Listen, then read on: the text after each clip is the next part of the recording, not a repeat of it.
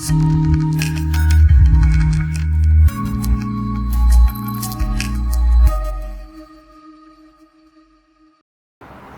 sekarang apa hermeneutika? Hermeneutika itu lahir dari tradisi pemikiran Yunani kuno. Dalam kepercayaan Yunani ada kepercayaan yang disebut dengan dewa Hermes. Kalau dalam teks Arab Hermes. Dewa Hermes ini dipercaya dalam mitologi Yunani sebagai dewa juru bicaranya Tuhan. Jadi dewa yang paling atas, rajanya dewa kemana?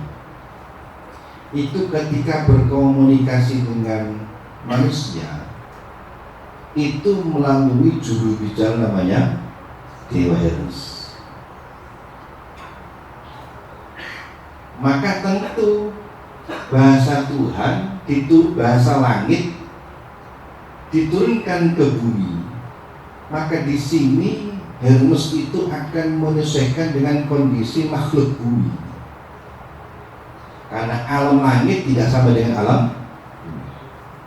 Di situ kemudian Dewa Hermes itu punya tugas menerjemahkan dan menguraikan maksud daripada titah Tuhan itu untuk kemudian disampaikan kepada manusia.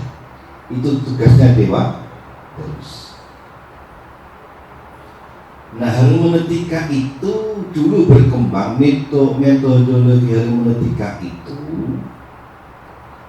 sangat berkembang pesat di dalam agama Kristen khususnya. Kenapa demikian? Karena agama Kristen itu memiliki problem teks agamanya.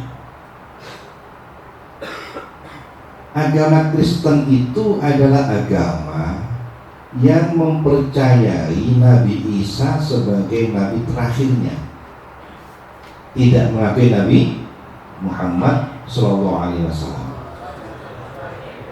Berhenti Nabi Isa. Sebaliknya kalau Yahudi berhenti di Nabi Musa, tidak mengakui Nabi Isa dan Nabi Muhammad. Nah, Nabi Isa itu sebagai utusan Allah. Semua utusan Allah itu diberi kitab suci. Nabi Isa diberi kitab suci namanya Injil, yang disampaikan dalam risalahnya. Nah, persoalannya Nabi Isa, semua nabi ketika diberikan kitab suci, maka kitab suci yang diturunkan oleh nabi itu akan wujud dalam bahasa di mana nabi itu berada dan bahasa apa yang digunakan. Al-Quran turun kepada Nabi Muhammad SAW yang berbahasa Arab, maka wujudnya bahasa Arab. Taurat dalam bentuk bahasa Ibrani karena berbahasa Ibrani. Nabi Isa berbahasa Aramik, bukan Arab, bukan sub-Ibrani, tapi Aramik. Maka kitab Injil yang asli itu dalam bentuk bahasa Aramik, teks kan. Nah, persoalannya ternyata naskah atau manuskrip kitab Injil yang ditemukan yang paling kuno itu dalam bentuk bahasa Hebrew, bukan bahasa Arab. Dengan kata lain, teks Injil yang paling kuno yang ditemukan bukan original, tapi sudah disalin dalam bahasa lain, diterjemahkan. Di sini persoalannya. Celakanya, dari sekian banyak manuskrip kitab Injil dengan berbagai macam bahasa, satu dan lain berbeda. Nah, ini logis dalam filsafat bahasa. Pada filsafat bahasa, alih bahasa itu tidak akan mungkin terjadi secara utuh, atau disebut tarjamah, mengalihkan satu bahasa ke dalam bahasa lain. Itu tidak akan dapat persis seperti bahasa asalnya. Tidak mungkin. Tarjamah harfiah itu hanya mungkin pada satuan kalimat mufradat. Misalnya seperti daftarun buku, kolamun pena, maun air. Bisa. Itu bisa. Karena satuan kalimat. Tetapi kalau kalimat dan kalimat itu dirangkai menjadi susunan kalimat, lalu dialihkan bahasa dengan tarjamah harfiah, tidak mungkin. Tidak mungkin. Kenapa begitu?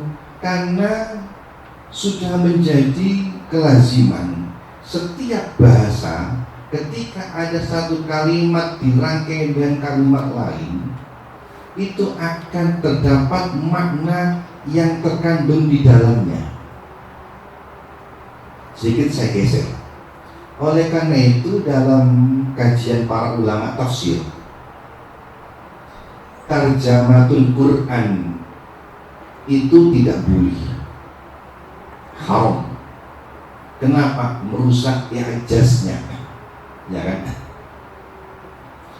Dulu ketika saya baru salawiyah atau awal bidayah, itu saya bingung, haram terjemah Quran. Saya jadi mikir, boleh ngono maknanya disebut maknani Quran haram. Kan Quran dimaknanya kan terjemah.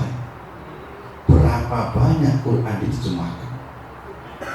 Bukan begitu, berapa banyak kiai yang maknani Quran itu suka kiai. Jelas terjemah Quran haram. Kamu baca di semua kitab begitu. Jelas alasan, karena merusak pada i'jaz. Saya tuh malu masih. Saya apa salawiyah apa bidayah saya lupa. Masih dangkal sekali. Baru saya paham, ternyata ada dua model tarjamah. Ada tarjamah harfiah, ada tarjamah tafsiriyah. Paham ya? Tarjamah harfiah itu tidak mungkin dilakukan pada susunan kalimat, hanya mungkin dilakukan pada mufradatnya. Mungkin ya tadi misalnya maun banyu air, kirtosun kertas, hibrun tinta, ya seperti itulah. Daftarun buku, kolamun pena, bisa. Tapi kalau kalimat per kalimat dirangkai, akan dialihkan bahasa, tidak bisa dengan tafsirnya. Kenapa? Karena setiap kalimat dirangkai dalam bahasa apapun, itu pasti ada makna yang terkandung di dalamnya. Oleh karena itu, kalau kita menerjemahkan satu kalimat itu pasti pakai tafsiriyah, bukan tarjamah harfiah. Kalau begitu boleh. Contoh seperti misalnya seperti kalimat Bismillahirrahmanirrahim. Itu kalau kita maknani dengan makna gandul Jawa, itu kalimat apa? Bismillah. kelawan nyebut asmone. Saya tanya, nyebut itu diungkapkan dalam kalimat apa? Bi kelawan ismi asmo, nyebutnya itu makna terkandung di dalamnya, namanya tafsir. Ta'aluknya apa? Ar-Rahmani kang moho welas ing dalam dunia akhirat. Welas di akhirat dari Rahmannya. Kangnya dari mana? Posisi sebagai sifat atau nama. Itu tafsirnya. Kita angkat dalamnya. Alhamdulillah utawi sakabehane puji. Takun di sakabehane. Al. Kalau buka di kamus apa ada? Al sekabian.